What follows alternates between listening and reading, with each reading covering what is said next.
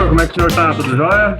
Tudo jóia com você, bicho? Aqui tá, graças a Deus, tudo bem. Que bom que o senhor aceitou o convite para participar dessa live, porque a galera aqui do escritório tem perguntado muito sobre direito do consumidor e como eu não atuo diretamente nessa área, eu preciso de ajuda, viu? Uai, bem, vamos tentar ajudar aí, esclarecer dúvidas em relação ao tema da live hoje, que ele é muito importante mesmo e incide em toda e qualquer relação de consumo. Perfeito, doutor. E assim, eu namoro a área do consumidor à distância, sabe por quê? Porque o direito do consumidor, a lógica do direito do consumidor é muito parecida com a lógica do direito do trabalho. Que o consumidor, a legislação, o ordenamento jurídico consumerista olha para o consumidor com um olhar de proteção, de garantia, assim como na justiça do trabalho, o trabalhador ele tem esse posicionamento na legislação de proteção, que a legislação traz uma proteção maior, porque ele tem uma hipossuficiência, assim como o consumidor também.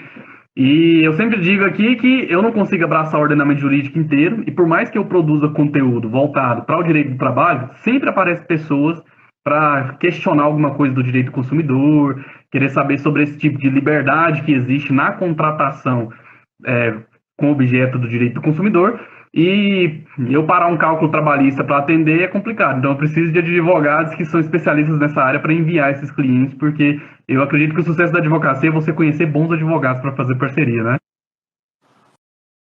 Ah, pelo amor de Deus, com certeza. Você é minha salvação quando a questão é trabalhista, não tem nem dúvida, eu nem perco tempo, bicho. É tudo para você e para mais ninguém. Qual que é o negócio? Realmente,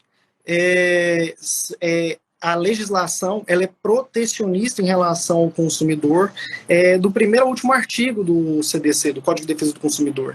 São questões similares ao direito do trabalho nessa questão protecionista com o direito do consumidor, e em relação à liberdade contratual, principalmente, porque, como a gente vai ver hoje, a liberdade contratual do consumidor e do fornecedor, ela é reduzida. Ela já não é absoluta, ela já não é livre e absoluta, desimpedida entre particulares, principalmente, então, em uma relação de consumo, onde há normas protecionistas indisponíveis para ambas as partes, tanto fornecedor quanto consumidor, né?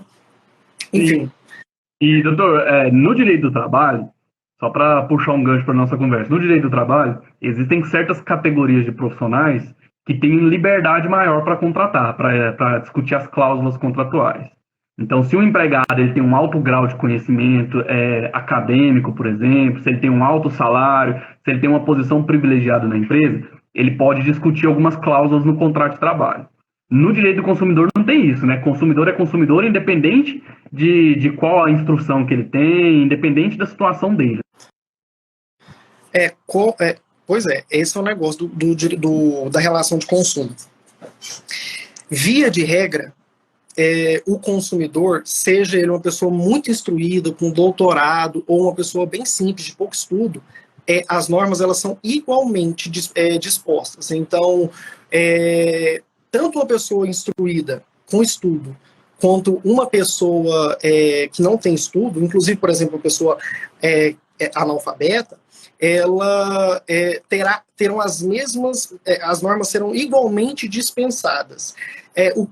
As relações de consumo e o tratamento, em alguns casos, ele é bem peculiar, mas, em essência, realmente indisponível. O tratamento é igual para todo e qualquer consumidor, na essência. Então, o fato do consumidor, por exemplo, ganhar 100 mil reais e o fato do consumidor ganhar um salário mínimo em uma relação de consumo, por exemplo, em um restaurante ou na adquisição de um tênis ou de uma camisa, as normas protecionistas em relação a vício do produto, em relação a defeito do produto, serão igualmente aplicadas. Nada será diferenciado em relação às mesmas. Talvez a reparação do dano moral em virtude da capacidade econômica, mas, em essência, na norma protecionista de definir a proteção ao consumidor é igual para todo mundo. Não, perfeito. E se é igual para todo mundo, aplica as mesmas regras, independente de quem seja o consumidor final, o adquirente. Mas onde que está essa liberdade, então, doutor? Essa liberdade contratual? Vamos começar já a entrar no tema da nossa discussão. Quero ouvir o senhor falando sobre. Vamos, bora entrar nesse tema que ele é realmente relevante. Não tem como furtar do tema, vou repetir isso. Em toda e qualquer relação de consumo, há a incidência da liberdade contratual para ambas as partes. Vamos adentrar no tema. O tema é liberdade contratual nas relações de consumo. Vamos falar primeiro o que é essa liberdade contratual. Liberdade contratual, quando a gente fala em liberdade contratual, como assim liberdade contratual do consumidor ou do fornecedor? Eu que sou fornecedor de produto ou de serviço no mercado de consumo. Liberdade contratual é o direito, é a possibilidade de dispor de direitos e deveres em relação a um objeto em um negócio jurídico. Eu posso, então, acordar com outra parte sobre direitos e deveres de forma recíproca. Isso é liberdade contratual. E relação de consumo uma relação onde é um negócio jurídico, uma relação jurídica onde se estabelece direitos e deveres, onde de um lado figura o consumidor e de outro lado figura o fornecedor. O que é o consumidor? Consumidor é a pessoa que adquire um produto ou um serviço como destinatário final desse produto ou serviço. O que é isso? O que é destinatário final? Destinatário final é aquela pessoa que vai adquirir o produto ou serviço para consumir, por assim dizer, a finalidade daquele produto. Por exemplo, um produto alimentício. Você vê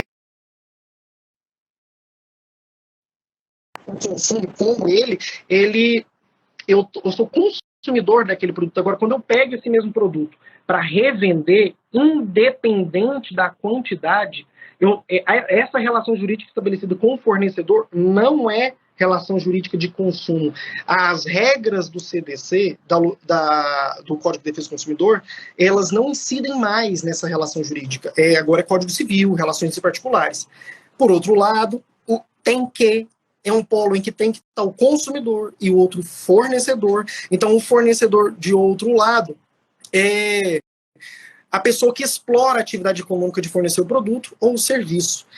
Nesse sentido, isso é relação jurídica. Temos o consumidor, que adquire o produto, e o fornecedor, que o fornece, explorando a atividade econômica. E aí? E a liberdade contratual nessa brincadeira? Doutor, deixa eu só interromper rapidinho. Então, o rapaz, por exemplo, que compra uma televisão para colocar no seu consultório dentista, ele é o dentista, ele compra para ele assistir a televisão ali no seu consultório e para que os seus clientes também possam ter um ambiente mais agradável. Esse rapaz, ele não é consumidor. Não, essa questão é interessante. Depende essa circunstância é a seguinte, no que você está me falando na minha visão jurídica, ele não é consumidor. Por quê? Porque ele utiliza a televisão como insumo na prestação da atividade dele. Ele utiliza a televisão para angariar mais recursos, a tornar mais confortável a permanência do seu paciente, do seu cliente, no seu estabelecimento. Então, ele utiliza aquela televisão como forma de explorar a atividade. É um acessório. É diferente, por exemplo, evidentemente, de quando essa mesma pessoa, esse mesmo profissional compram essa mesma televisão só que para sua casa. Aqui ele não está explorando a atividade, aqui ele não está utilizando aquela televisão como acessório na exploração da sua atividade. A televisão, ela possui o mesmo exemplo do computador. O computador no escritório, ele tem a mesma destinação, ele serve como insumo. A cadeira ali no consultório, onde o cliente ou o paciente senta, tudo que faz parte da exploração da atividade desqualifica a relação de consumo, desqualifica aquele que adquire o produto como destinatário final do produto. Entendi. Então, não é destinatário final, não é consumidor. E, por exemplo, seria interessante para esse rapaz ser considerado consumidor só para buscar essa proteção maior, ou existe outras vantagens de você ser considerado, de acordo com a legislação, consumidor? Antes da gente entrar na questão da liberdade. Porque eu vejo que, assim, existe muita discussão. Eu sou consumidor, eu tenho direito. Eu sou consumidor, eu tenho garantias. Eu sou consumidor, eu tenho isso. O que é isso que esse consumidor tem? O que é essa vantagem legal que tem a pessoa que é considerada de acordo com a legislação consumerista como... Entendi. Vamos lá. A pessoa que não é consumidora, o mesmo vício que, por exemplo, vamos pegar esse exemplo. Vamos pegar o exemplo, então, de um dentista que tem em seu consultório uma televisão, cadeiras, computadores, tudo para melhor prestar o seu serviço ao seu paciente. Vamos supor, então, que essa televisão tem um defeito. Ela não funciona. Dá uma semana, 2 semanas, 1 mês, a televisão para de funcionar, por razões ocultas ao conhecimento do dentista, do profissional. O ordenamento jurídico não o deixa desprotegido. A questão é a regência dessa proteção. O vício redibitório, ele é previsto no Código Civil e o seu tratamento existe, e praticamente as consequências são as mesmas. O caminho é diferente, o olhar do ordenamento jurídico é outro. Vamos lá, o CDC, ele existe para proteger o consumidor. O consumidor, ele é vulnerável nas relações de consumo, seja do ponto de vista técnico, do serviço ou do produto fornecido, adquirido, ele não tem um conhecimento do que ele está adquirindo, tal como o fornecedor, seja do ponto de vista econômico. Ele é incomparável, via de regra, ao fornecedor dessa televisão, do ponto de vista econômico, ou de qualquer outro produto ou serviço. Nesse sentido, o CDC, a vantagem de se qualificar consumidor na relação jurídica de consumo, ou perdão, não é relação jurídica, é que a lei lhe defere proteções. Exemplo, lhe dispensa proteções especiais que em uma relação entre particulares não existe. Por exemplo, a inversão do ônus da prova. Numa relação entre particulares, quem alega tem que provar o que está alegando, sob pena de não levar nada. E na relação jurídica de consumo, o consumidor tem tão somente a obrigação, provado os requisitos da verossimilhança das alegações previstas no CDC, de provar minimamente a relação jurídica. O resto é de ônus do fornecedor. O fornecedor tem que provar que é culpa exclusiva do consumidor, tem que provar que o defeito não existe para isentar-se da responsabilidade reclamada pelo consumidor. Essa situação não existe, via de regra, na relação entre particular. Via de regra porque é possível a inversão do ônus da prova, só que o CPC, o Código de Processo Civil, exige requisitos especiais que não são exigidos no CDC. Então, op legis, por lei, basta provar a verossimilhança das alegações e a vulnerabilidade do consumidor, é óbvio, para a inversão do ônus da prova. Enfim, e outras também, como, por exemplo, a responsabilidade objetiva. Basta provar o dano, o dano causado para, então, ter essa persecução econômica dos danos sofridos, essa reparação dos danos morais e materiais, dentre outras, que a gente vai falar aqui, dessas normas protecionistas em relação à liberdade contratual, que restringem o acordo entre as partes, a livre disposição de vontade. Tudo para proteger o consumidor. Então, por exemplo, ele não pode abrir mão dessas prerrogativas, o consumidor. Pois vamos adentrar nesse ponto. O consumidor, a liberdade contratual do consumidor, ela é muito restrita em regra. Por quê? Porque no mercado de consumo, nas relações jurídicas de consumo, quando se veicula contratos, acordos de vontade de forma formal, geralmente são contratos de adesão.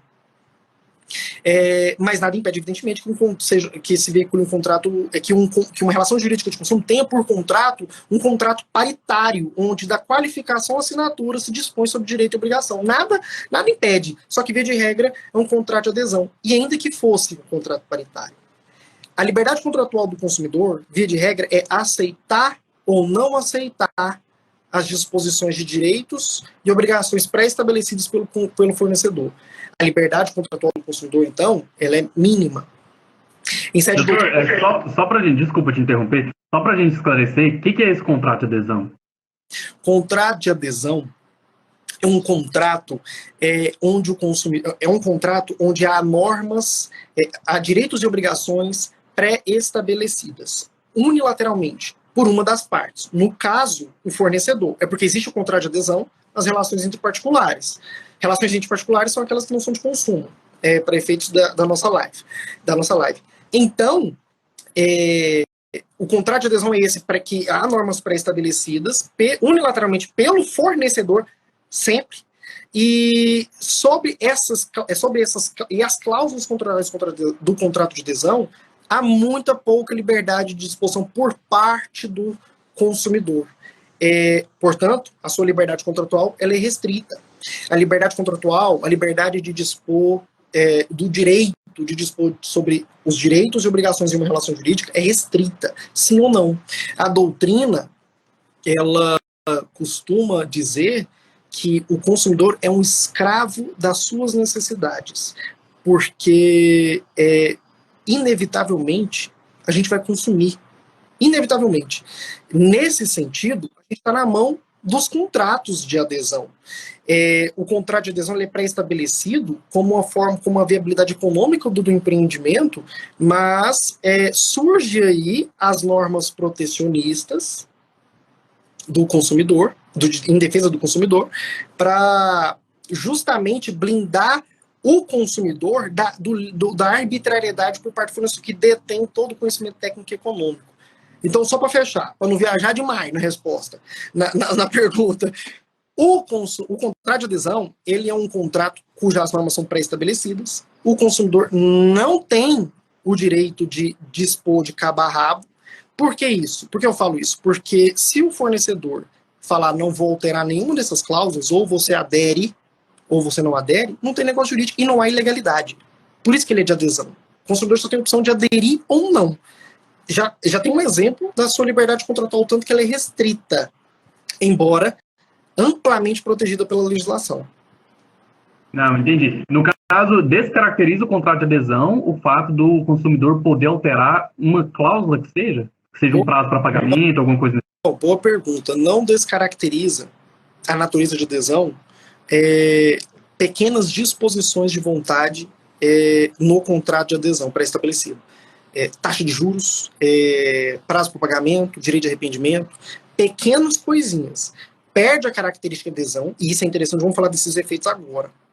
Perde a característica de adesão se há a ampla disposição de vontade em relação a essas cláusulas. Isto é, o consumidor ele altera em comum acordo com o fornecedor substancialmente o contrato. Nesse sentido, o que acontece? O contrato de adesão, evidentemente que as normas protecionistas ainda vão estar presentes, elas vão vigir nesse contrato, só que em relação ao contrato de adesão, algumas normas protecionistas, elas evidentemente perdem a razão de existir, como por exemplo,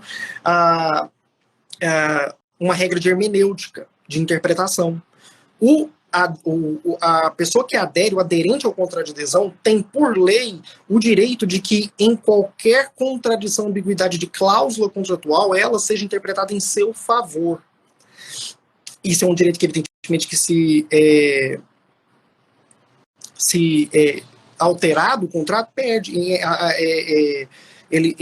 Não há razão de existir essa norma. São pequenas coisinhas, mas em relação ao contrato de adesão, existe essa norma. Existe também o direito de disposições de direito e deveres serem marcados de forma, serem grifados, negritados em contrato. Existe esse direito previsto no CDC de que em contratos de adesão, onde se estabelece renúncia ou algum dever do consumidor, isso ser negritado e amplamente conhecido pelo consumidor. E, olha lá, isso não quer dizer que pode ser qualquer dever. Se esse dever se revelar abusivo, essa cláusula é nula. Enfim, que também tem a liberdade contratual. Então a gente pode dizer que na contratação, na relação jurídica, onde tem por objeto ali um contrato de adesão, não existe liberdade. Não existe. Via de regra é aderir ou não aderir à contratação. O consumidor não tem esse direito de chegar lá e falar, eu quero alterar isso aqui, você tem o direito, você tem o dever de comigo negociar. Isso não existe. Isso não existe. É um contrato pré-estabelecido de forma unilateral, onde só há a disposição de vontade de aderir ou não por parte do consumidor. Entendi. E você tinha dito que não existe legalidade em negar a prestação de serviço ou fornecimento para um consumidor desde que ele não anue com as cláusulas do contrato de adesão. Qual que é o negócio? O CDC, ele estabelece que é uma prática abusiva o fornecedor negar ao consumidor a prestação de um serviço ou o fornecimento de um produto quando disponível em estoque. Então, o fornecedor não pode deliberadamente negar o consumo àquele que quer adquirir o seu produto. Deliberadamente. Eu estou no mercado, o fornecedor, o dono do mercado, enfim, o gerente, ninguém pode obstar o consumidor de adquirir um produto ali se ali há disponibilidade de estoque. É uma prática abusiva, cujos efeitos, em relação ao consumidor, pode caracterizar um dano moral, uma perseguição material, dependendo do caso, enfim. Então, vamos lá. Então, o consumidor, o fornecedor não pode negar o fornecimento de produto ou serviço enquanto é disponível em estoque. Existe essa regra. Mas e se o consumidor se negar a aderir ao contrato de adesão? O fornecedor ele pode se negar a fornecer o serviço? Pode. Porque nesse contrato de adesão vai estar lá o contrato de adesão ele é muito pertinente à natureza jurídica do produto, a natureza jurídica, econômica, a finalidade do produto e do serviço. Ele não está ali à toa. Não existe contrato de adesão para comprar uma melancia, mas existe contrato de adesão para fixar um serviço bancário. O contrato de adesão ele vem de acordo com a complexidade e a necessidade do serviço ou do produto. Então, vamos lá, só para deixar claro. Se o fornecedor estabelece um contrato de adesão como condição para a aquisição de um produto ou serviço, e o consumidor se nega a aderir a esse contrato de adesão, o fornecedor não tem a obrigatoriedade, ele não é obrigado a fornecer esse produto ou serviço. Não, ficou claro. E assim, o consumidor, de fato, não tem liberdade. Não tem liberdade. E, como você esclareceu muito bem no início da live, independentemente do consumidor e independentemente do grau de hipossuficiência desse consumidor.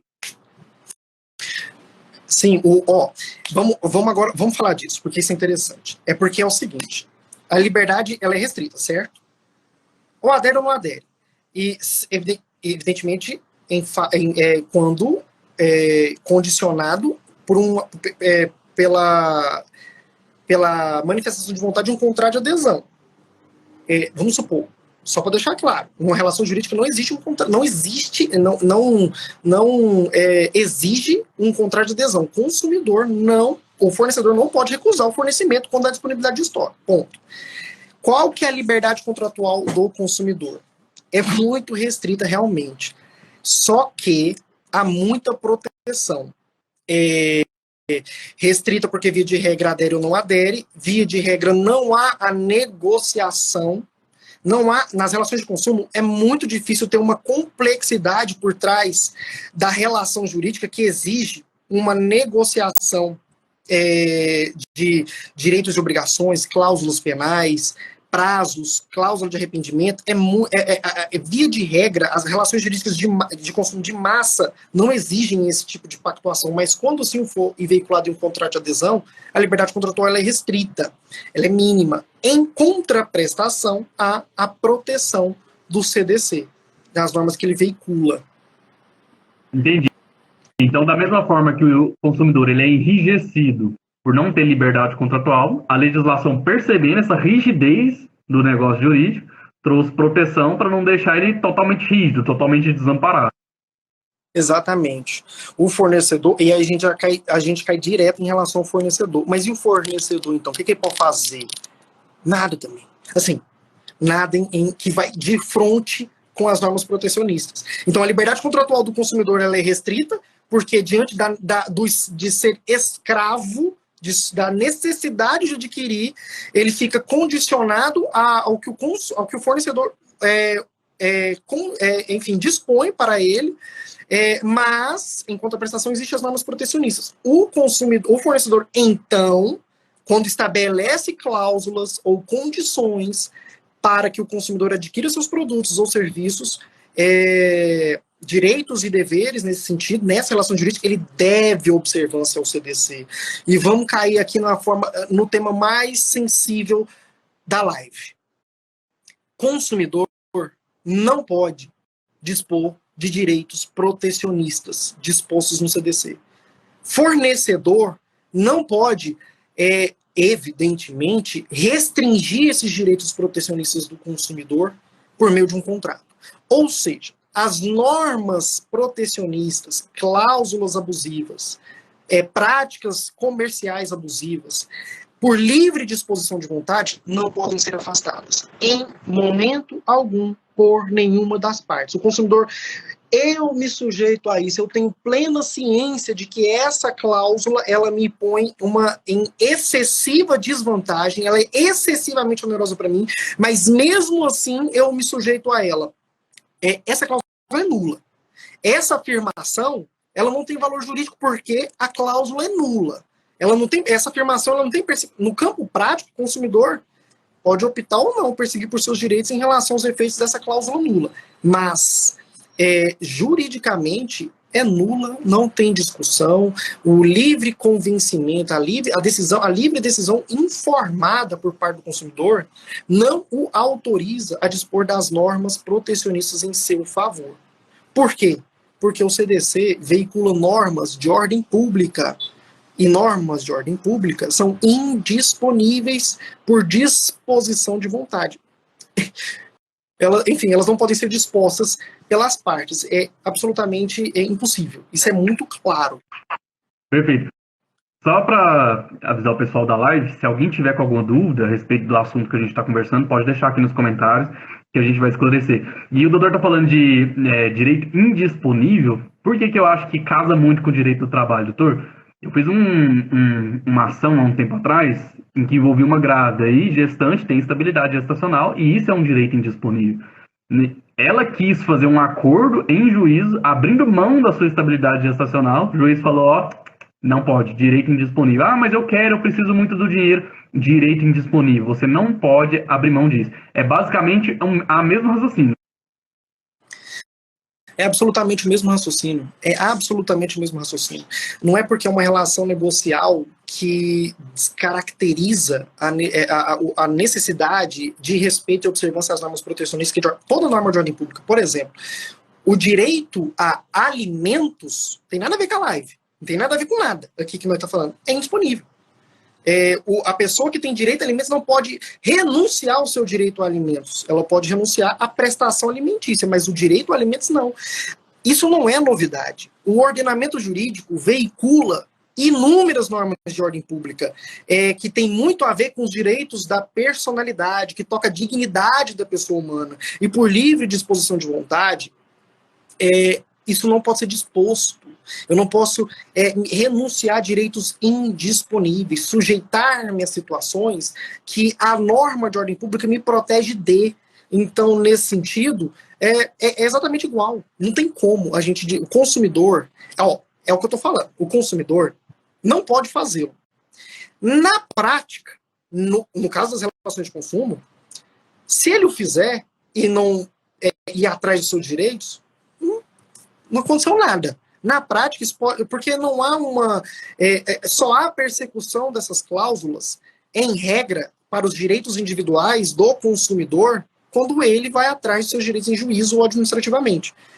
Do contrário, vige. Então, se para ele está bom e ele não persegue isso de outra forma, a reparação, a revisão dessas cláusulas, não há nenhum problema. E o interessante isso é muito interessante e também muito sensível. Se o consumidor, por livre disposição de vontade, firma um acordo, um negócio, é manifestamente nulo, porque lhe prejudica os direitos protecionistas, por livre disposição informada de vontade, ele sabe que aquela cláusula é abusiva, e mais tarde ele vai e persegue em juízo a abusividade dessa cláusula, a nulidade dessa cláusula e porventura a nulidade do contrato, o fornecedor não tem o que fazer, porque não é dado ao fornecedor adquirir vantagem em virtude de cláusula nula. Se por um lado o consumidor agir com certa má-fé, o consumidor não pode obter vantagem com base em cláusulas nulas. Nenhum, nem outro. E o fornecedor tem essa obrigação também de observância das normas protecionistas. E, enfim, e a responsabilidade do mesmo é objetiva, então realmente não há discussão a respeito da má-fé do consumidor e sua perseguição de manter o negócio jurídico. Não há negócio jurídico nulo. Isso é impossível de se vigiar, de perdurar. Enfim. Segue a mesma a regra lá do direito do trabalho. Acontece demais, seguinte, o cara entra na empresa, só para puxar um pouco para minha área, e ele fala assim, não precisa de me registrar não, eu fico trabalhando aqui tranquilamente, não precisa de me registrar, pode deixar dessa forma. Passa 6 meses, o patrão manda o cara embora, ele vai lá, ingressa com a ação da justiça e pede o reconhecimento do vínculo. Aí, em defesa, a empresa vai e fala em juízo, ó, ele que pediu para não registrar. E assim, como é uma matéria de ordem pública, não interessa quem quis registrar, quem não quis. É uma obrigação do empregador fazer o devido registro. E independente se o empregado quis ou não, tem que ter o registro porque é uma matéria de ordem pública. Também é o mesmo raciocínio da esfera consumidora. É o mesmo raciocínio. Não tem jeito. Eu vou agora posso materializar no exemplo em relação a essa sujeição. Existe um caso concreto que ele é amplo hoje no Brasil, não só em Goiás. Uma empresa de prestação de serviço, serviço financeiro, consultoria, eles prometem abater dívidas abusivas ou não, na prática,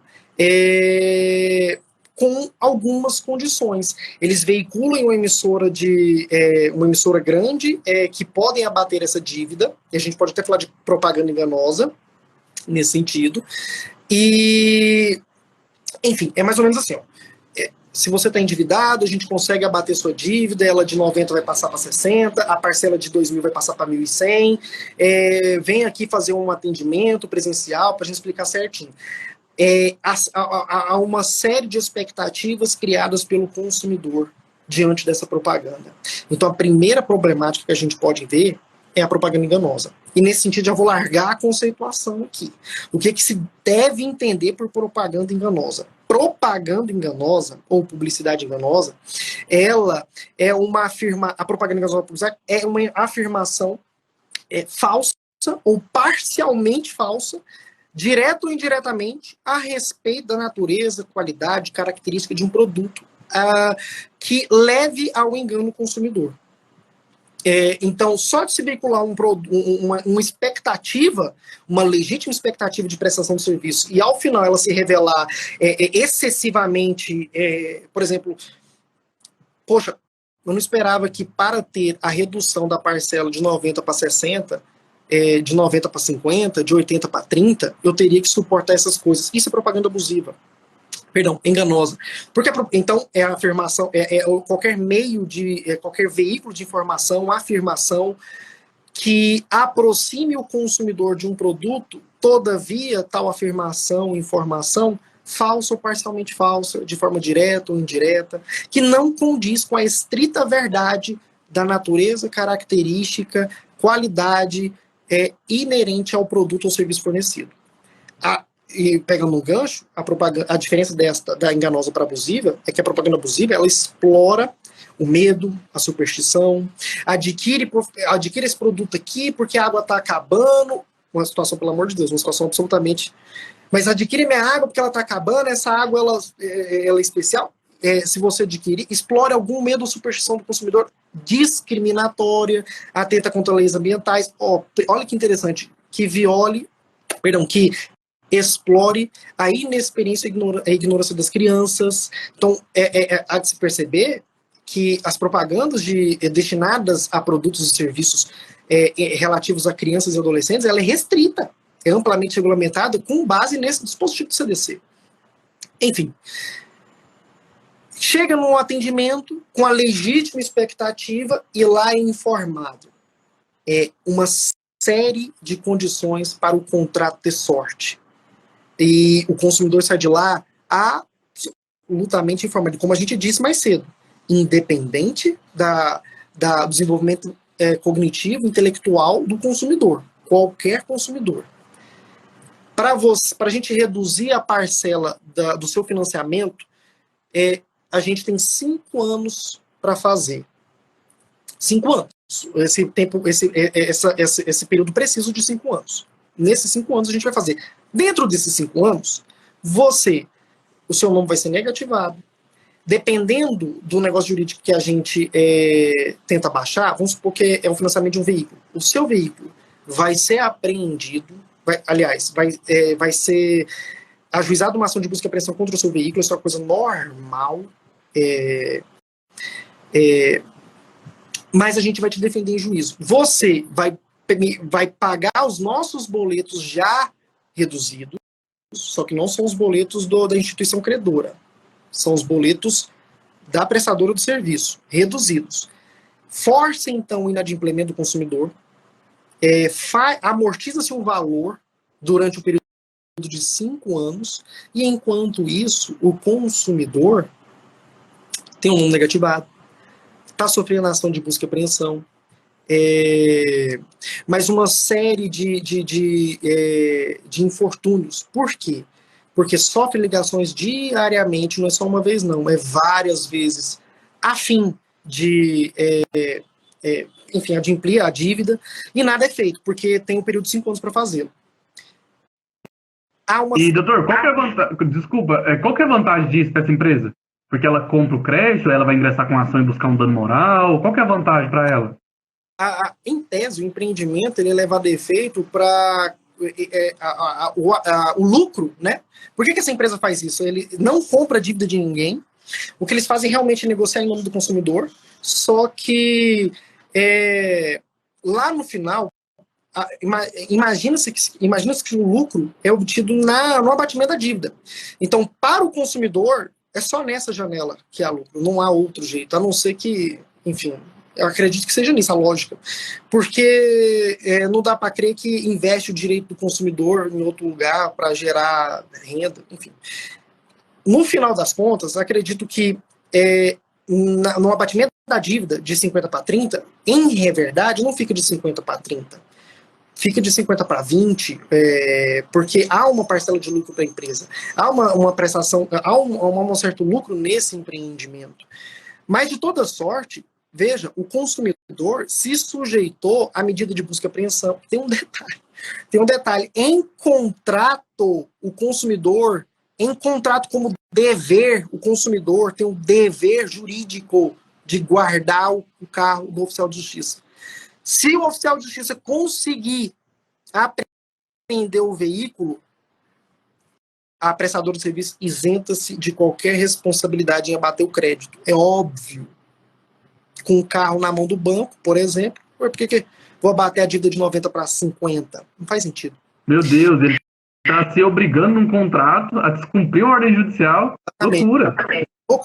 Loucura. Aí qual que é o negócio? Em relação a essa situação específica, para a gente falar de direito individual e disponível, PROCON, existem órgãos de defesa do consumidor, como por exemplo a Defensoria Pública, já ajuizando a ação civil pública em relação a esse negócio jurídico.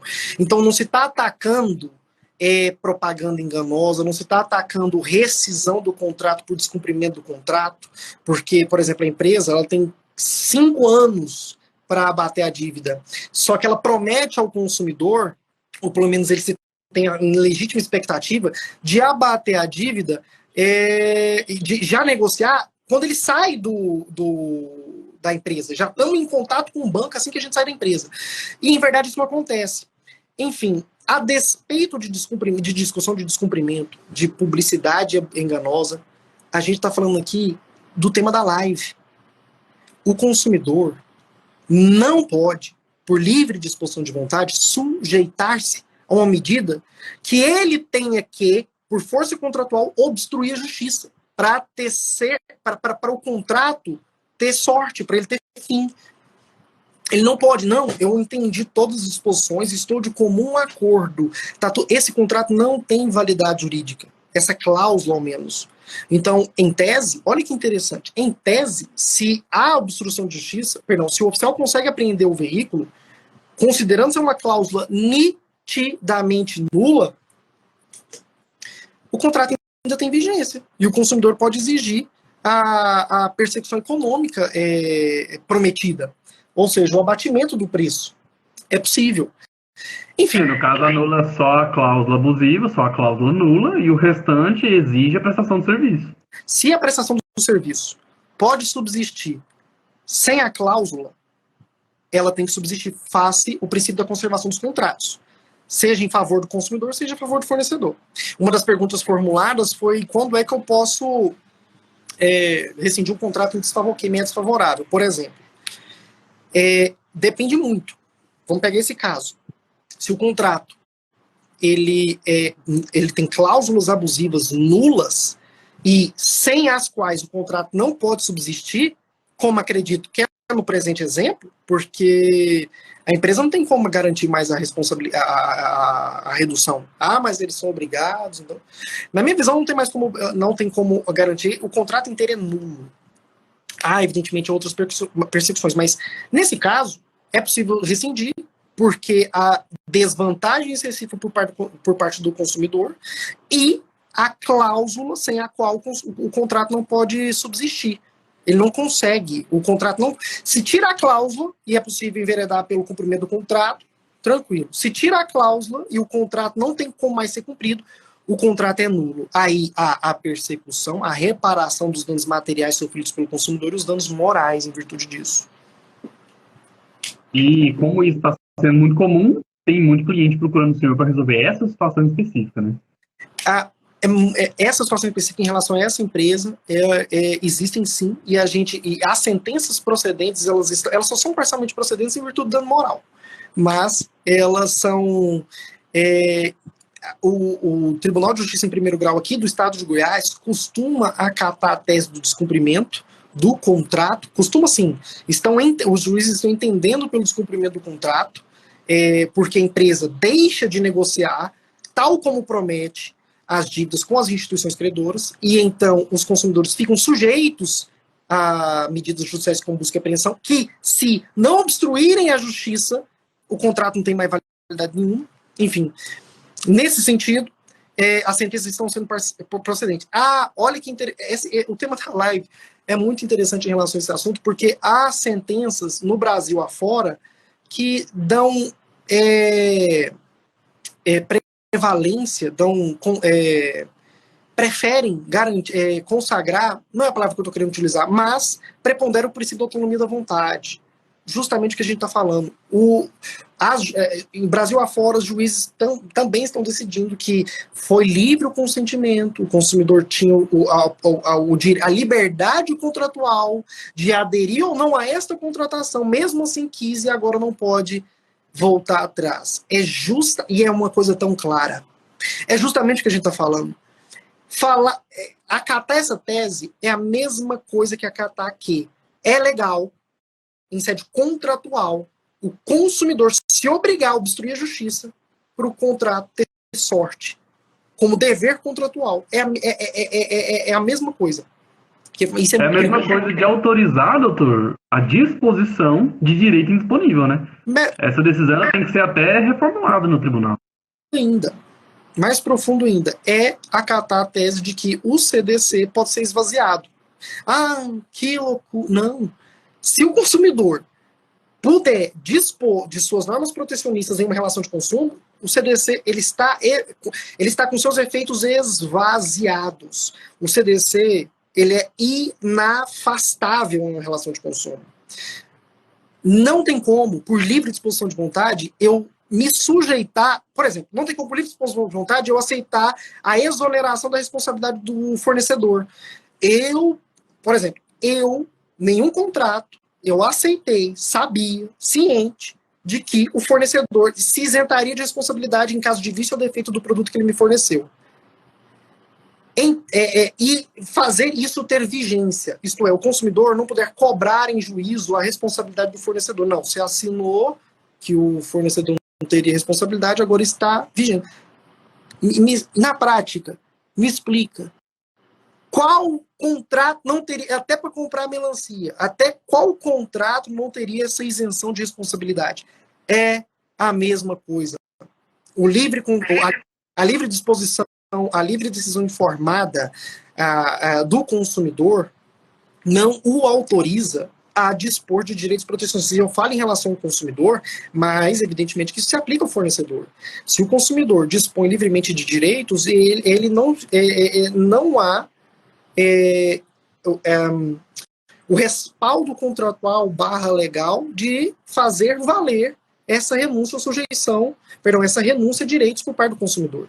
Ele não vai conseguir, ainda que se caracterize uma má-fé por parte do consumidor, porque ele não pode se valer de cláusulas. A cláusula nula não tem valor jurídico, então ele não pode se beneficiar de algo que não tem valor jurídico. Enfim, é essa a lógica. Entendi. É uma questão que eu até critico muito, o pessoal que me acompanha vê os artigos que eu escrevo, a respeito da lesão à harmonia e independência dos poderes. Porque a partir do momento que o juiz ele passa por cima de um ordenamento jurídico indisponível para fazer valer um contrato da vontade das partes, ele está criando regra nova. E não é papel do judiciário criar normativas. O ordenamento jurídico vigente ele é inovado por meio do poder legislativo. Então, assim, por mais que exista discussão de aplicação dessa regra ou outra, a partir do momento que ele diz, não, o direito indisponível, ele é disponível nesse caso. Isso é uma regra nova. E regra nova, inovação no ordenamento jurídico, não é competência do Poder Judiciário. É uma coisa que eu critico muito, principalmente as avanças do STF, em alguns órgãos superiores, de atravessar entendimentos que vão de encontro à norma. Porque eu entendo uma decisão que está a par da norma, para exercer a hermenêutica, a interpretação daquela norma à luz dos princípios constitucionais, consumeristas, contratuais, mas quando esse entendimento ele vai de encontro à norma, aí tem um problema. Aí é um problema que deve ser discutido, deve ser debatido, porque o juiz que está lá decidindo um caso, ele não foi selecionado pelo povo para criar esse ordenamento. Existe uma crítica muito grande em cima disso, mas eu acredito que essas decisões que passam por cima da indisponibilidade, elas são reformadas no tribunal. Ou o tribunal mantém isso, doutor? Pois é uma coisa muito nova. Esse problema jurídico em relação a essa empresa, por exemplo, entre outros, tá, que explora a mesma atividade econômica, está sendo judicializado por agora. O tribunal, há decisões favoráveis ao consumidor, mas é algo muito novo. Portanto, pelo menos o Tribunal de Justiça de Goiás mantém rígido a aplicação do CDC e o caráter público de suas normas. Mas realmente a característica criativa do exercício jurisdicional, que é o que a gente costuma chamar, ela realmente hoje há uma certa confusão com o sistema de freio contra presa, separação dos três poderes, porque hoje a inovação judicial no ordenamento jurídico ela é corriqueira. E, particularmente, há casos aberrantes, que a chapada legislação através de uma decisão judicial, uma atividade legislativa através de uma decisão judicial, fixa-se novos direitos e obrigações a despeito de forma absolutamente contrária à disposição de lei, e há normas e há decisões que realmente, por parte, por exemplo, do Supremo, ou por parte de qualquer juiz que pode aplicar a Constituição em um caso concreto, enfim, exerce o livre convencimento motivado, há decisões que realmente reclamam uma interpretação mais sensível por parte do juiz. Só que é algo muito delicado. Não é uma regra. No presente caso da liberdade contratual nas relações de consumo, não há razões, nem em sede de descumprimento contratual, não descumpriu. Prometeu que ia... Para começo de conversa, se a empresa promete cumprir um contrato em 5 anos, enquanto isso o consumidor sai pagando, continua pagando pela prestação de serviço que não está acontecendo. Se isso não é abusivo, não dá para entender. Porque realmente não há prova nos autos, porque, em regra, pelo menos por enquanto, até o presente momento, o quê? Dia 5 de abril de 2023, elas não entram em contato com o banco de forma imediata. Nada. Nesse sentido, há o descumprimento contratual engessado, assim, colado com uma cláusula abusiva, que eu tenho 5 anos para baixar o seu empréstimo, o seu financiamento, para o valor prometido, e nesse inteirinho você vai me pagando as parcelas. E a instituição credora? A instituição credora não está sendo paga, você está inadimplente, o seu nome está negativado. Se for o financiamento de um carro, tem uma ação de busca e apreensão correndo aí. A gente vai te defender. Existe defesa processual, material, pouquíssima. Porque a busca e apreensão ela exige requisitos legais, processuais, que raramente são vacilados pelo banco, pela instituição credora. Pelo amor de Deus, são 50 processos por dia. Enfim. Nesse sentido, o consumidor vai suportando essa série de prejuízo, ligações, enfim. E no final das contas, o juiz vai lá e sentencia pela autonomia da vontade a despeito do primeiro artigo do CDC. o CDC veicula norma de ordem pública. Norma de ordem pública é indisponível. E até uma pergunta, doutor, que fizeram aqui ao longo da semana, deixa eu explicar só para o pessoal entender. Toda semana a gente faz as lives aqui às quartas-feiras, às 19 horas, e eu coloco uma caixinha de perguntas para o pessoal perguntar algo relacionado à live. E o pessoal perguntou, o consumidor que cai nessa propaganda de tentar reduzir a sua dívida e tudo, ele só resolve na justiça ou existe forma de resolver isso de forma administrativa? Olha, evidentemente que existe forma de resolver administrativamente, extrajudicialmente, só que evidentemente que depende da boa ação da empresa, porque só o judiciário tem possibilidades impositivas de fazer cumprir uma determinação.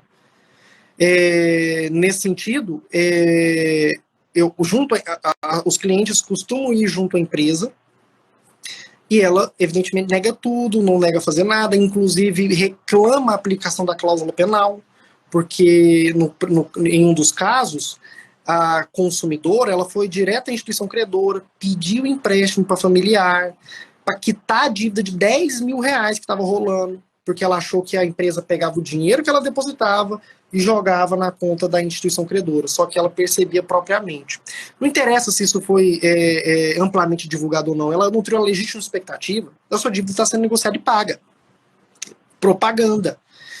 Nesse sentido, o que pode ser feito extrajudicialmente? Evidentemente que existem os órgãos de proteção e defesa do consumidor, como, por exemplo, as delegacias de consumo, como, por exemplo, o PROCON, como, por exemplo, o Ministério Público em defesa que cuida da defesa do consumidor, o órgão do Ministério Público, as defensorias públicas, com o fito de, administrativamente, buscar junto à empresa uma composição de direitos em observância ao CDC. Só que vai depender da empresa.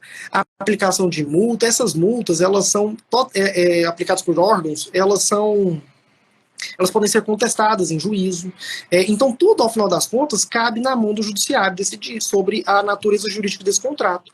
E acredito que a violação ao CDC, ela é chapada. Do começo ao fim. A sorte de um contrato desses, exemplificando a liberdade contratual do fornecedor nas relações de jurídico de consumo, que ele não pode fazer o que ele quer, e o consumidor, embora ele só tenha a opção de aderir, ele tem a proteção de uma lei por trás, então vou aderir ou não.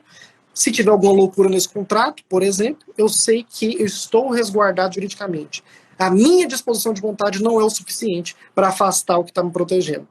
Nesse sentido, o judiciário, entendendo propaganda enganosa, há uma série de repercussões. Se é propaganda enganosa, o contrato ele já é todo nulo.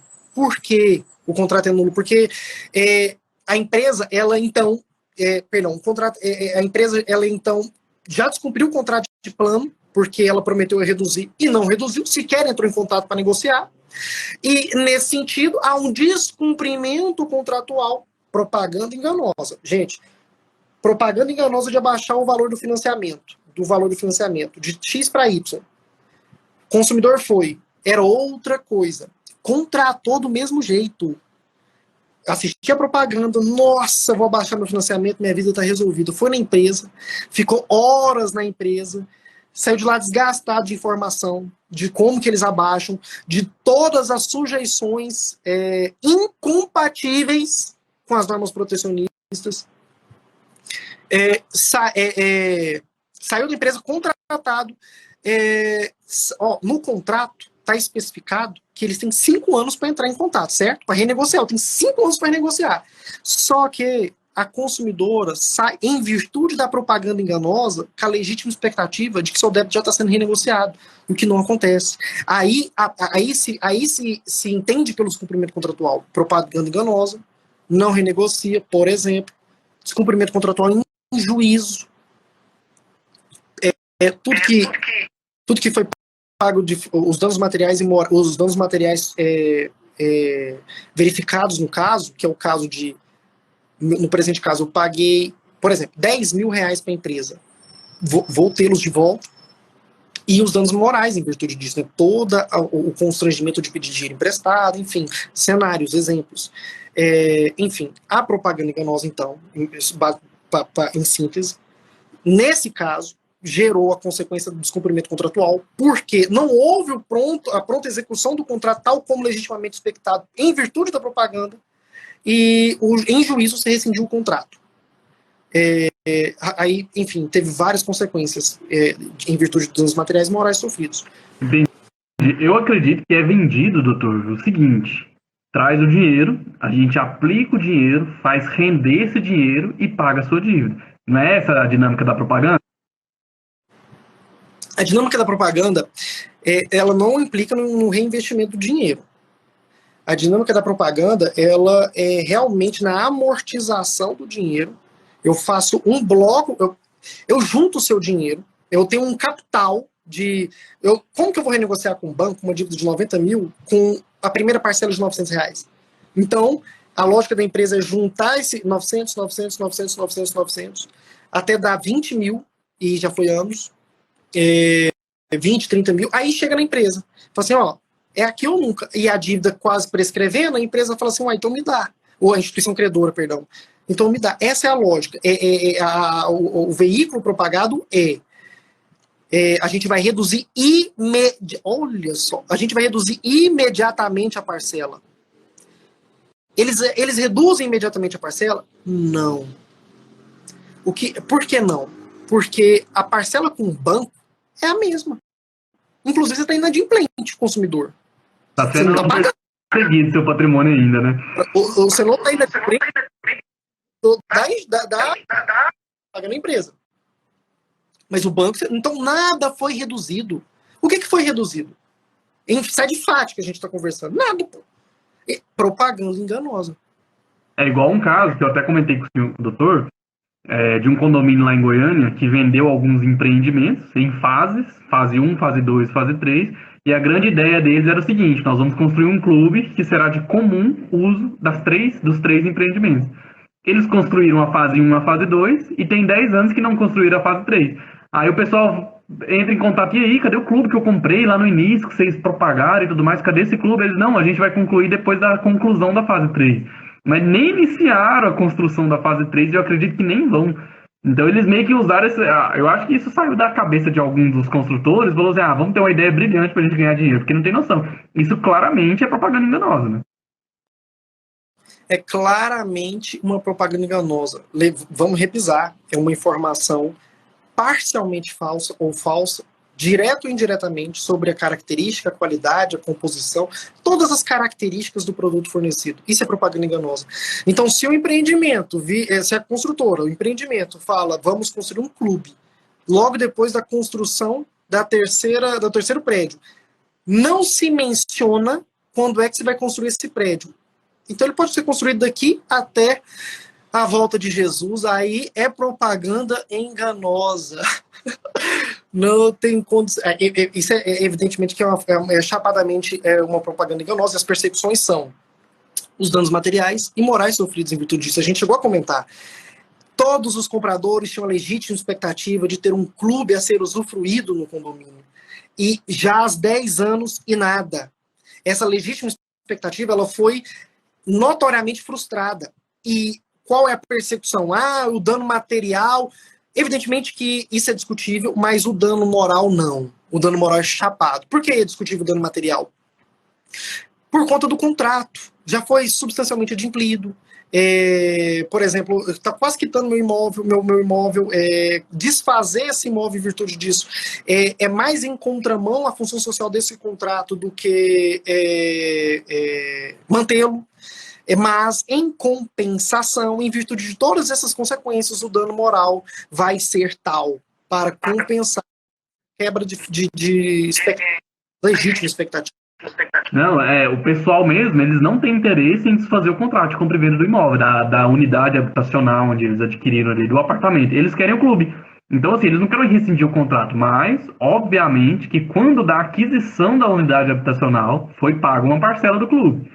Então, assim, dá para se discutir um dano material, mas ele não é fácil de mensurar. Não é fácil de mensurar. E se realmente paga essa parcela, quitada, tudo certinho, o dano material ele é mais visível. Realmente, em relação a essa parcela, a repercussão econômica a ser perseguida. Porque, cadê o clube? A gente foi induzido a contratar por conta do clube. Cadê o clube? Não tem clube. Ah, mas a gente vai construir o clube. Não é isso que é o negócio. Perceba, há uma falsa afirmação, há uma indução do consumidor por meio de uma publicidade, se aproxima o consumidor do produto, da prestação do serviço, só que esse produto ou essa prestação de serviço se revela totalmente contrária àquilo que ele legitimamente expectou em virtude da propaganda. Olha, o consumidor, engraçado, em juízo hoje, a avaliação do direito, na minha visão, assim, raríssimas exceções, ela perpassa pela proporcionalidade, pela razoabilidade, pelo bom senso. Assim, em inúmeras situações, sempre é possível ventilar essa legítima expectativa, principalmente nas relações de consumo. E, nesse sentido, 10 anos já, enfim, uma coisa é 2, 3, dá para segurar. Agora, 10 anos para construir um empreendimento, levando em consideração a velocidade que construíram as duas torres, né? Os dois, enfim. Sim, doutor, e outra. Na cabeça do consumidor, pressupõe que, terminada a primeira fase, inicia-se a construção da segunda fase. Terminada a segunda fase, inicia-se a construção da terceira fase. O que aconteceu ali? Eles construíram a primeira e o segundo condomínio e simplesmente estagnou tudo. Então, assim, quebrou aquela lógica de expectativa do consumidor. Eu acho que é aí que está a propaganda enganosa. Quebrou a lógica. Evidenciou-se a indução na aquisição do empreendimento. Há vários elementos palpáveis a caracterizar, a já caracterizada propaganda enganosa, como, por exemplo, houve compra dessa terceira torre. Qual foi o tempo de construção de uma torre para outra e em relação à terceira? Construiu a primeira em 2 anos, a segunda em 2 anos e a terceira faz 10 anos que nem começou. São elementos que caracterizam a propaganda enganosa. Não, assim, entendi. E outra, deixa eu já te contar algo aqui, que eu não vou contar onde é, porque o pessoal já até conhece, que é muito famoso em Goiânia, mas o espaço onde seria construído o clube está sendo usado para exploração de atividade econômica. Tem algo construído ali, tem uma academia, tem uma quadra de esportes. Alguém está oferindo renda nesse terreno que foi adquirido pelos moradores do condomínio. E quando as pessoas responsáveis, os síndicos dos condomínios, por exemplo, são questionados sobre, né, em qual sentido? Mais ou menos assim, quem que deu autorização para se fazer uma exploração de atividade econômica naquele lugar? Ninguém sabe responder. Então, assim, existe uma questão muito camuflada aí que os moradores não sabem, não sabem. Foi feita uma propaganda muito grande lá na frente, e foi até delimitada a área geográfica da construção da primeira empreendimento, do segundo, do terceiro e do clube, que seria proporcional a metade do tamanho em proporção de um dos condomínios. E naquele espaço, alguém está explorando a atividade econômica e ficou por isso. E tem 10 anos. Alguém está gerando renda naquele espaço. Um espaço que era dos adquirentes, que na verdade que é dos adquirentes daquele terreno. Então, assim, problema. Foi pago, né? Alguém está usufruindo, mas em tese todo mundo pagou para ali ser construído um clube, né? Qual é o negócio? Nesse caso é interessante porque isso é mais da atribuição, a percepção do consumidor, individualmente, como direito individual, em relação à quebra de expectativa. A quebra de expectativa em relação à construção do clube, e então os meus danos materiais e morais, e só. E isso, evidentemente, é perseguido em juízo. Agora, em relação à exploração dessa atividade econômica, de forma escusa à contratação inicial, já é papel dos órgãos administrativos de defesa do consumidor, defensores públicos, inclusive os órgãos, a delegacia de defesa do consumidor, para apurar as razões pelas quais o empreendimento ali levar defeito não é aquele contratado e pago pelos condôminos, pelos adquirentes, pelos proprietários dos apartamentos, né? Nesse sentido, enfim, há papel do síndico, que ele representa o condomínio, em perseguir as razões pelas quais quem vendeu a área, ou é a mesma construtora, cadê o clube? quem está oferindo esses rendimentos, porque, em tese, ali foi destinar dinheiro dos consumidores que adquiriram o imóvel para a construção de um clube. E, evidentemente, que não é. Nesse sentido, como é uma questão coletiva, cabe agora aos órgãos de defesa do consumidor, Ministério Público, Defensoria Pública, investigarem, apurarem as razões pelas quais não se construiu um clube e quem pode enveredar, promover, provocar essas apurações, o ajuizamento dessas ações para perseguir o oferimento dessa renda, a propaganda enganosa, eventual crime de consumo ou qualquer outra espécie de delito, os órgãos de defesa e quem pode fazê-lo, evidentemente, aos síndicos, as associações de moradores, essas entidades, principalmente o síndico, né, os dois síndicos, né, porque 3 não existe, representando o condomínio. Entendi. E voltando mais ao tema central da nossa live, o consumidor que adquiriu esse apartamento, ele não teve a opção de comprar com ou sem o clube. Ele comprou um empreendimento que tinha um clube prometido lá na frente. Então ele não teve essa liberdade contratual para falar, não, eu não vou ter acesso ao clube, eu vou ter acesso só à minha unidade habitacional. Então a gente já vê que a liberdade do consumidor foi restrita, como de acordo com o ordenamento jurídico consumerista, e foi essa restrição até que trouxe prejuízo para ele por causa de um descumprimento contratual por parte da incorporadora. Pois é, a liberdade contratual do consumidor nesse caso, em qualquer outro, como a gente disse no início, ela é restrita. Aventou-se que a gente está construindo um condomínio, clube, né? Podemos chamar assim, e esse clube vai ser construído. Não estou nem aí para o clube. Abate o valor aí que eu quero só apartamento. Vou nem usar. Bota no contrato que eu não vou usar o clube, que eu sou proibido de entrar no clube. Não há essa disposição de direito. É um condomínio clube. Eu não posso adquirir um apartamento, exigir, sob o argumento, por exemplo, de uma venda casada, a aquisição de um apartamento e com o valor abatido em virtude do não acesso à piscina. Renuncio meu acesso à piscina. Renuncio meu... Não tem como. É uma coisa só. É a natureza jurídica do empreendimento. É inseparável. Nesse sentido, na minha visão, tá? Salvo o melhor juízo, especificidades do caso, não é venda casada e materializa a restrita liberdade contratual do consumidor. Porque, não, é um valor e você vai usufruir tudo. É o valor por tudo. Não tem valor parcial, é valor por tudo. Não adquira aqui para adquirir o clube. Era uma coisa só, não é isso? Razão pela qual não é venda casada, é uma coisa só. É diferente. Venda casada há 2 produtos e para adquirir um, precisa adquirir o outro. Isso é prática abusiva. Isso é prática abusiva. Não, a gente vai te dar o fone de ouvido, mas você tem que levar o microfone também. Não, eu só quero o fone. São coisas distintas. É possível a venda do fone de ouvido, fora o fone. Mas está na mesma caixa, os dois, então é uma unidade só. Agora, o fornecedor, pegar um teclado e para levar esse teclado, você tem que levar um monitor. Não tem nada a ver. É diferente. Eu estou dando esses exemplos para ver que, no caso, olha aqui, no caso pode ser uma venda casada.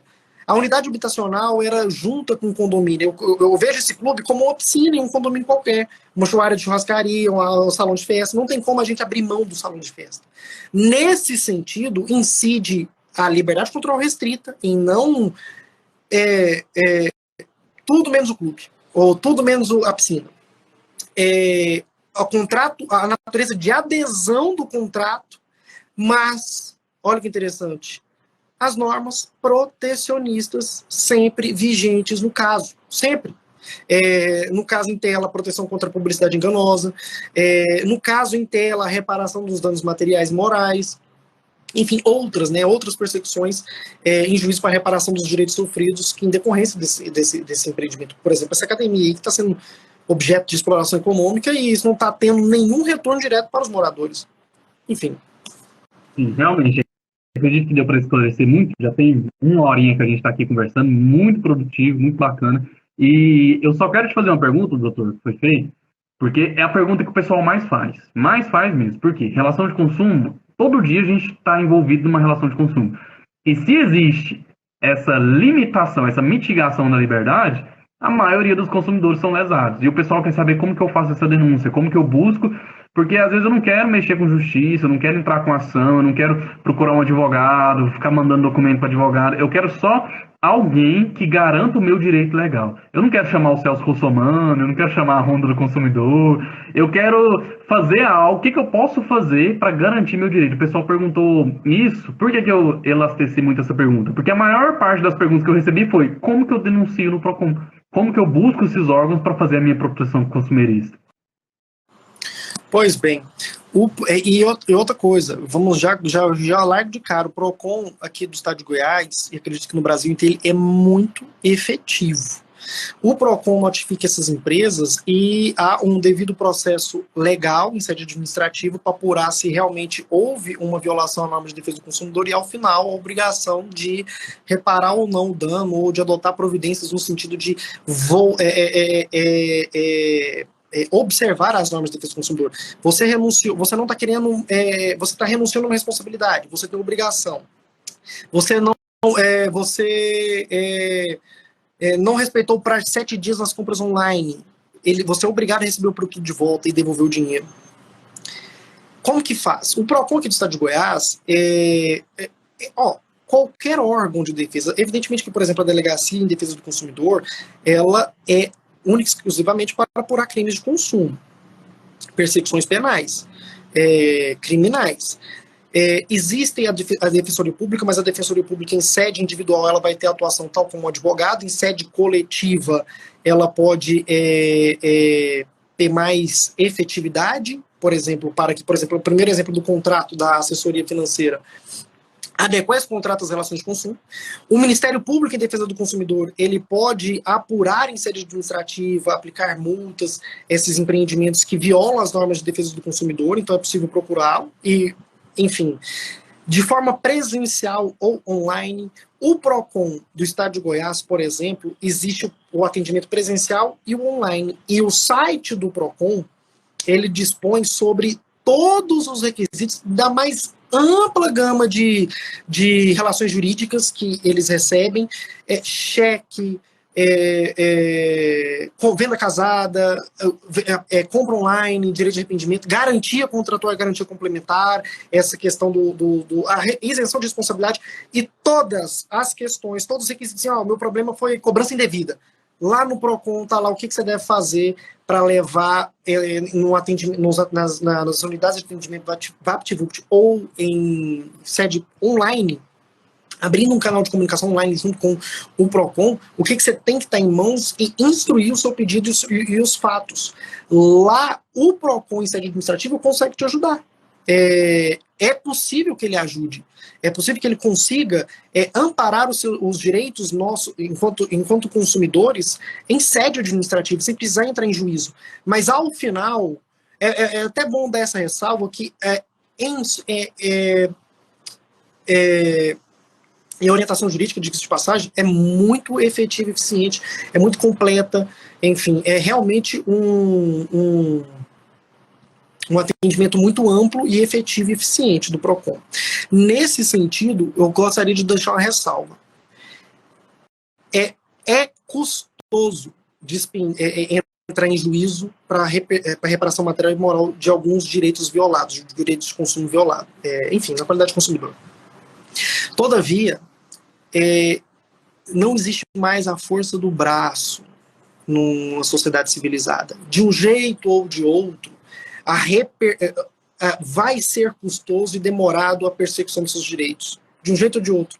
O PROCON pode ser efetivo, célere e rápido, e pode não ser, a depender do fornecedor.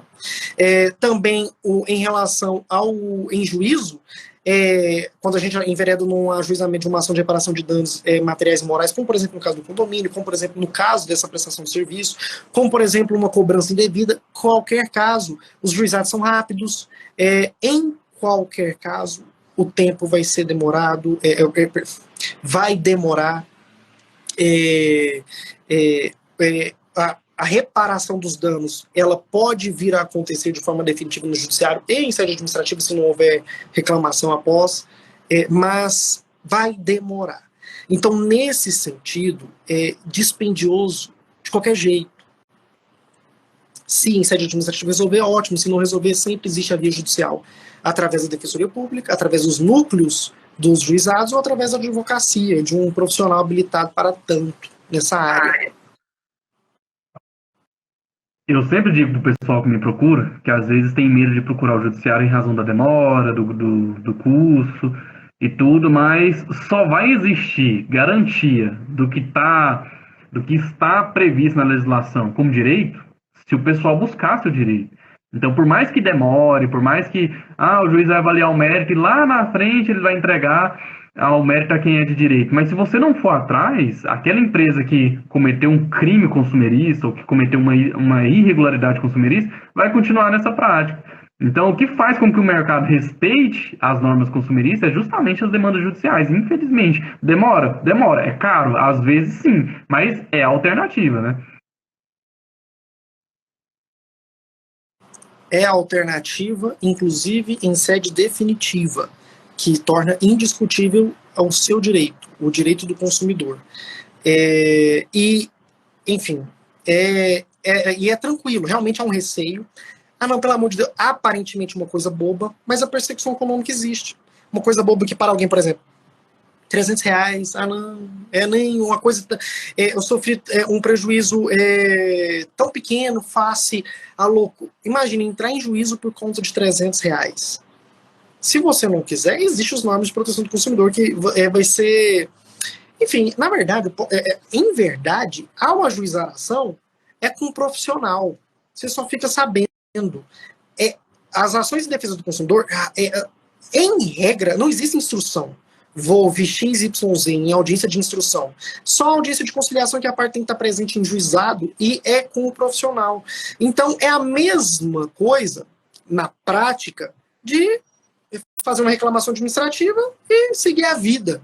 Só que em juízo com um advogado, assim como em sede administrativa, mas em juízo é definitivo. Não tem, é inevitável a jurisdição. Ninguém consegue evitar o exercício jurisdicional. Nesse sentido, é a mesma coisa. Ajuizou, esquece, uma hora. Evidentemente que eu falo isso no sentido de a sentença vai acontecer, mas é para a pessoa que não está, não, custoso demais. O custoso é só buscar o profissional, se informar em relação ao problema, o que pode ser feito, qual é o procedimento, qual é o tempo médio, quais são as possibilidades, e então tomar uma decisão. E em sede judicial é definitiva. E juizado, por exemplo, numa causa de R$300, não há custas. Então, se eu perder, não tem custas. Qual que é a guia inicial? Não tem. É tranquilo, no sentido de não ter receio ao perseguir direitos, porque só assim, em caráter pedagógico, o fornecedor se endireita com a legislação. Exatamente, doutor, exatamente. Era isso que eu queria passar. Agradeço muito a participação do doutor, agradeço de verdade. É uma honra receber o doutor aqui. Doutor que estudou comigo na graduação, nós estivemos juntos ali em algumas aulas de prática jurídica, fizemos dupla, lembro disso até hoje. Agradeço muito que o senhor aceitou o convite de trazer esses esclarecimentos, de verdade. E sempre que tiver alguma questão voltada a direito do consumidor, que eu, de fato, perceptivelmente, eu não tenha condições de resolver, vou buscar a guarida aí no senhor para ver se a gente resolve o problema do cliente. O cliente só não pode sair sem a gente resolver o problema dele, tá? Rapaz, eu não vou falar nada, viu? Eu sou seu fã. Tem jeito não. Eu agradeço demais a oportunidade. Eu confesso que eu estava com muito receio. É a primeira vez que eu faço live. Eu não gosto dessa exposição, me sinto meio bobo, mas foi muito tranquilo, igual você havia falado para mim que seria. Vamos conversar novamente sobre outros temas. Você tem que me controlar, bicho. Eu converso demais, velho. Né? Sempre que tiver outro assunto que a galera quer saber a respeito do direito do consumidor, eu vou trazer o doutor pra gente conversar mais, pra gente esclarecer mais. Vou pegar todo esse material, vou eternizar ele lá no YouTube pro pessoal consultar sempre que tiver dúvida, porque uma live volátil demais. Quem tá aqui pegou a instrução e quem não tá. Vamos fazer com que esse material alcance mais pessoas. Meus agradecimentos de novo, tá, doutor, pela presença do senhor, pelo aceite do convite. E tá aberto aqui, todas as quartas-feiras. Quando surgir uma vaguinha na nossa agenda, já vou incluir o senhor pra gente conversar sobre o assunto do consumidor, tá? Valeu, Gabriel. Eu que agradeço todo mundo que acompanhou, que, enfim, esteve com a gente esse tempo todo. Realmente eu me sinto bastante honrado por você. Muito obrigado mesmo. Pode contar comigo. Vamos pegar mais temas para esclarecer a dúvida de todo mundo. Valeu, doutor. Fica com Deus. Boa noite pro senhor. Tchau, tchau. Até mais.